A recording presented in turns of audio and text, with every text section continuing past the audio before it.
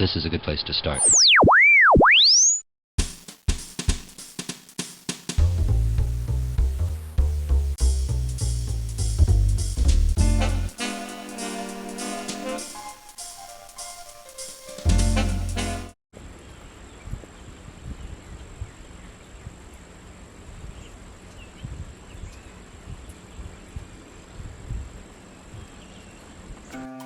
Hi, welcome back to another Honey and Spice. Pick your vice.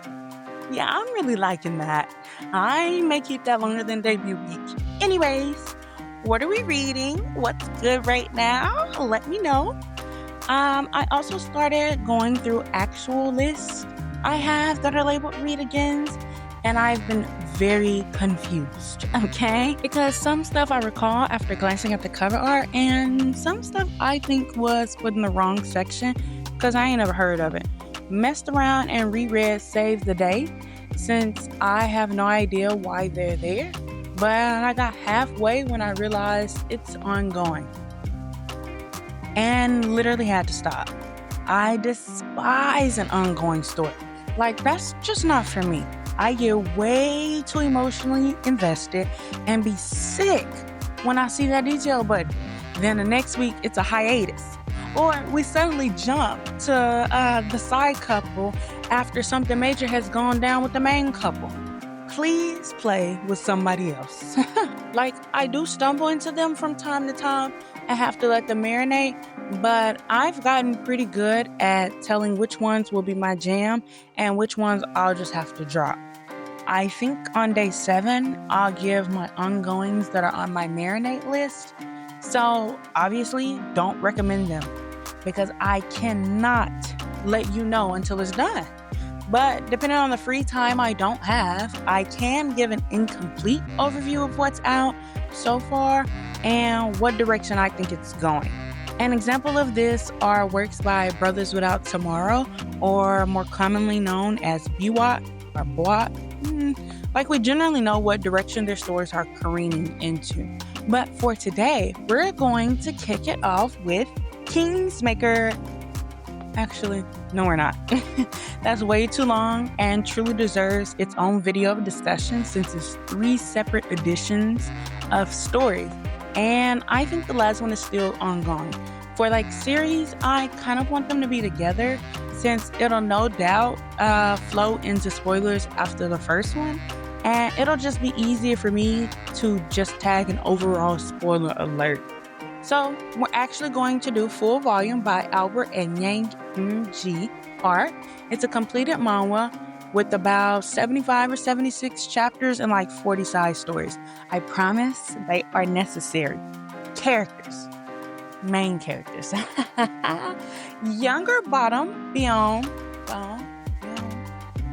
Older top Doan are literally too cute. Byeom is feisty, back talker, all about the money, because it gotta be, while Doan is actually a goofball. Okay? Like, man, I see why you're single, but it is funny and cute. Summary. Doan has a problem. His neighbor Byeom seems awfully rude, but he's infuriatingly gorgeous. And the completely ridiculous cherry on top, Byeom turns out to be Doan's all-time favorite camboy, which only adds to the frustration. They've got that in parentheses, and I couldn't tell you why. Byeom is a metaphorical pain in Doan's ass, and Doan would like to return the favor physically. Thank you very much. Hey, yo. I don't ever really read the summaries. I just go in blind and hope for a great time, but this is kind of funny. So, Doan has a problem in his pants. The question is, how is he going to solve it?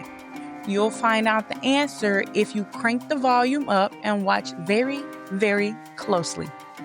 Okay, that's a bit cheesy, but it definitely fits. Plot. Get a grip. Ain't no plot. I mean, there may have been a plot, but there's so much smut that when the plot is resolved, it definitely gives, let's get back to the good shit. Basically though, they're neighbors and Doan keeps getting Byeom's packages delivered, trying to be neighborly. He takes them across the hall, but Byeom ain't trying to hear it. They do some tit for tatting, the petty, catty sarcasm that does build for the tension well. I don't know if that's the trope these days since I've been seeing a trend. I'm actually not going to get too far into it for this video, okay? But sex worker being pimped is the simplest summary, voluntarily. I don't think so. Yeah, Doan and Byung have their back and forth volley, get into a couple of fights, verbal fights, gotta be clear, because you know what we do here. And Doan is actually the best case scenario for Byung, for real. Like, whole green forest. Byung goes through some relatively traumatic circumstances and has Doan to lean on, but mostly works to solve his own problems. There's some drama with other side characters that's somewhat minor, but bring the main couple closer together, and Byung does get a happy ending with a partner that's actually encouraging of his own goals and dreams. Tags: adult, mature, smut, comedy, drama, romance, SM/BDSM/subdom. These tags are fantastically accurate, but that last tag is for the secondary couple, Doan's younger brother, and let me tell you. Oh, also voyeurism. People often drop this tag when the characters are literally live. Strengths/weaknesses. It's a well-known trope, but it's done really cutesy here with a satisfying outcome. If you were looking for a plot-heavy story, this ain't that. There's so much smut, creative smut, that literally sends you on a spiral of learning new things all at once if this is your first smut-heavy story. Might be a bit too much for you. Weaknesses. Well, it's not directly at Byung and Doan. The whole quitting because you're better gives I'll save a stripper out the strip club syndrome, and it kind of blows me. Granted, it's never what Byung wanted, so I'll just be quiet for now. But the inundation of smut was never a weakness for me. That's just what it is. Opinion, conclusion. I think it's a pretty fun smut-heavy read. I do, in fact, like the second couple more. The smut is just as fantastic, but there is a bit more depth to me there. Like, the first couple does a little subdom role-playing, but I buy it for the second couple. Target audience flag. Again, super green flags for all main characters and all love interests all around. The miscommunication trope isn't overly used, but it does act as a pillar of the story. If you're looking for something smut-heavy with pieces of a plot, then boom, this is it.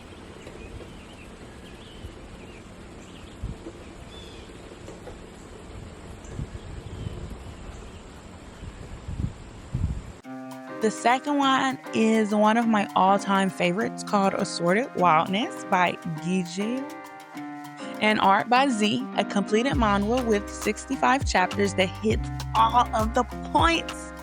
The characters. Mangyang and Gyeja, they're the same age. Maybe. Just let me have it, okay? Mangyang is the top tier bottom, badass, smartass now, stays in complicated situations and is always plotting/beating somebody up. Not that it's his fault. Gyeja is the no-nonsense top, straight-laced, or he was, about that action, and lets Mangyang itch deep into his skin. Now, this is real enemies to lovers, or enemies to enemies that also have sex, however accidental it is. Summary. Mangyang is having what we'll call a tough time. His sister's having an affair with a married man, and the guy's wife is the older sister of a major mob boss. To make matters worse, Mangyang's sister's boyfriend's wife's brother, decides to take him hostage as bait to lure the lovers out of hiding.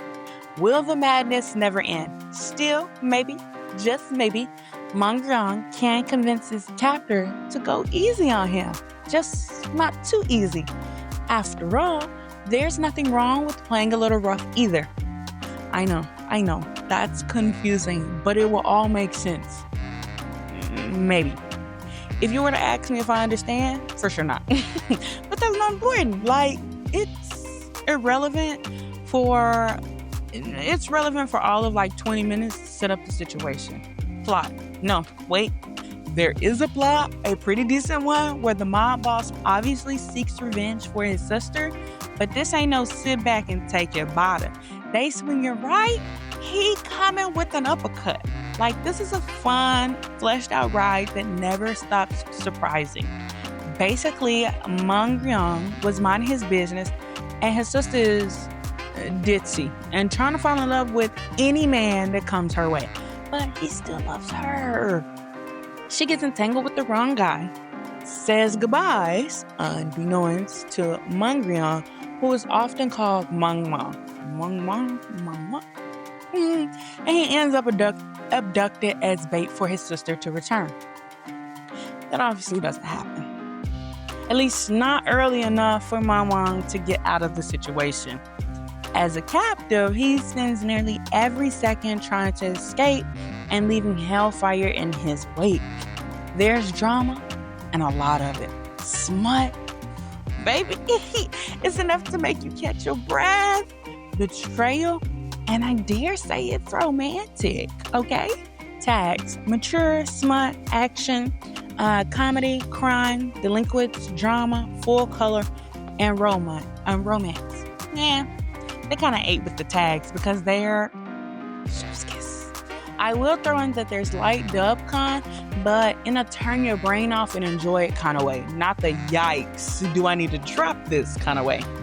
Also, I just realized I have no idea what full color be meaning.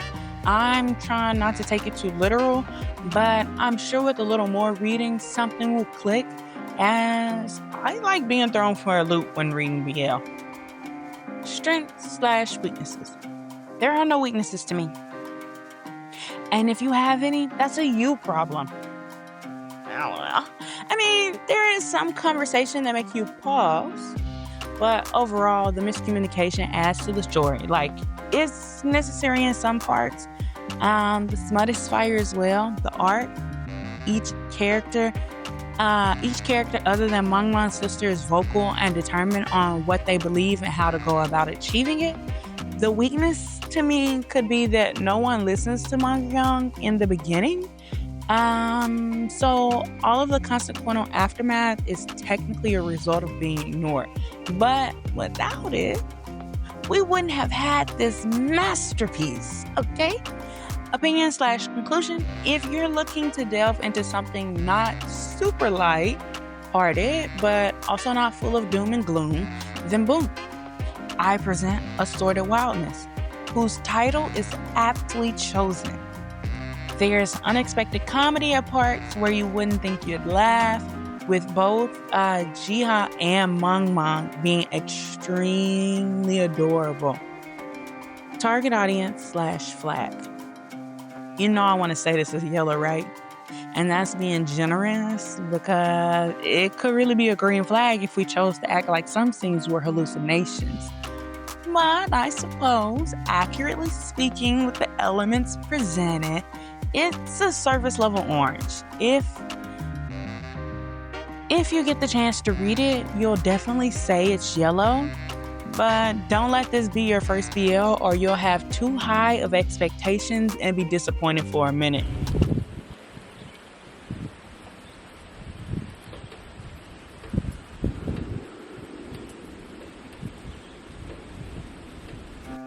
Now, the third one is I Didn't Mean to Fall in Love by Minata Suzumaru. It's a completed manga that's chock full of misunderstandings. I'll just be honest up front.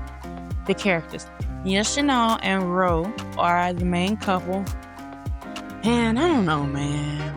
Yeah, that's another one. Older bottom, younger top. But Yoshino is a cutesy potato, turning 30. So he feels like he's old. Dagger straight to my heart there. And is a hard worker, as is common in the culture, and somewhat naive, since he is a virgin. Rue is the cool kid on the block, smooth talking, doesn't get trapped in relationships. It's pretty typical of the trope. Summary. It started as a one-night stand. Inexperienced Yoshino is about to turn 30. He's nearly given up on ever falling in love, let alone having decent sex. Until one day, he steals himself to go to a gay bar. There, he meets Ro, a charming, silver-haired college student. Oh, whoa. I didn't know that was the gap. I must have read this with my eyes closed. Where was I? Who is everything that Yoshino isn't. Mysterious, assertive, and experienced with both men and women. Yoshino finds himself hopelessly attracted to Ro as their awkward courtship simmers into something more. But is it love? Plot. Again, I mean, it's a pretty standard trope here. It don't even got a twist for real. The summary is solid. They meet. They do the Bumbaya, accuse a million and one miscommunicated misunderstandings. Plot. A series of events that keep them in the back and forth of determining what they mean to each other. There are some outside reason voices that can see everything just like Asaya Hasakura. That's my story, y'all. And I'm low-key soft launching you into super lovers, but not here. And helps them get their shit on track. Tags: age gap, drama, romance, older bottom, younger top, smut, and pretty art. Strengths/weaknesses. The strength is that it doesn't deviate from the trope. Like, it's a commonality because it works. The art is pretty, the smut is delicious. I have noticed that depending on whether I'm reading manga, the smut is tingly, cute, and well drawn to proportions. It's also typically uncensored. While manhwa, I'm convinced they've never seen one IRL, because those lightsabers be weapons of mass destruction. And manhwa, you can forget about it.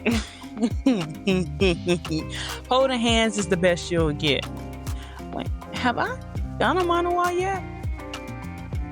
But the weakness is obviously the heavily overused miscommunication/misunderstanding tactic. Like, I get it, but sometimes I don't be in the mood to spend 40 pages of what I learned in boating school is.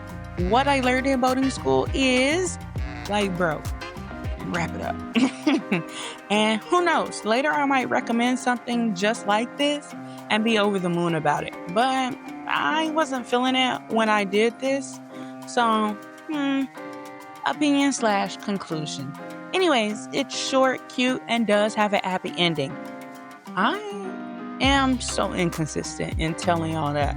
But if you're looking for something to read in between bus stops or to pass downtime, this is great for that. Target audience/flag, super green, slow burn-ish. Well, that depends on what you consider a slow burn, but definitely on the front of them to acknowledge and announce their feelings. All right, that's going to wrap it up. Please remember to do that because it's a rarity in these stories, but it's fiction and you are not. If you have any stories you need to know about before you jump in, don't hesitate to comment the recommendations so I can let you know the basics. Ooh, that kind of rhymed, don't it? Thanks for watching. See y'all next time. Bye.